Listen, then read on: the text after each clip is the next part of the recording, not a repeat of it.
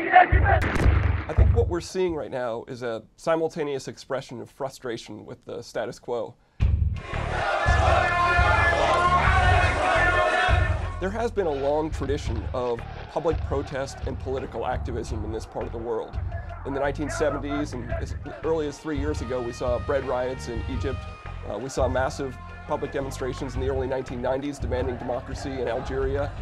We've seen massive demonstrations in the 2005 timeframe in Lebanon regarding what the nature of their government was going to be. So this form of expression is not something new for the region. I would not characterize this as contagion or the domino effect, but I would say there is a strong degree of inspiration. Inspiration regarding a particularly successful tactic. In this case, the large-scale, rapid organization of peaceful protests. In Egypt, in Yemen, it's about purging the regime from control. That is, getting rid of the old guard. In Bahrain, they're asking for something different through these public protests. First, it was about getting rid of the prime minister, and it seems to have evolved over time to calling for constitutional reform. So it's a common tactic that the people are inspired by what works and what's effective at getting the government's attention, but they're really asking for different kinds of things from their governments.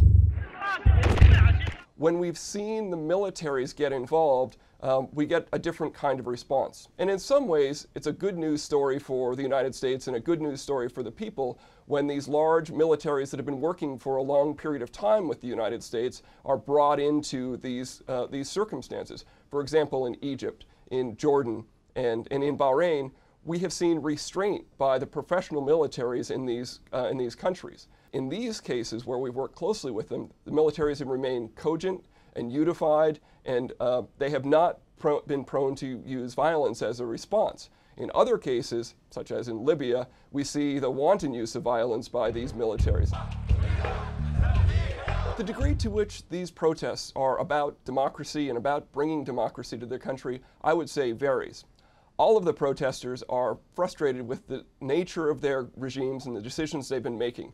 They don't want business as usual. They want other people involved in making decisions. And the degree to which that is changing the people who are in charge or changing the process to make it more responsive, or whether it's about democracy, really varies widely. I think you are seeing calls for the wholesale change of the form of government in places like Yemen and in places like, obviously, Libya. But in many cases, people are just calling for a change in the way these governments rule and calling for more reflection of what they want in the process.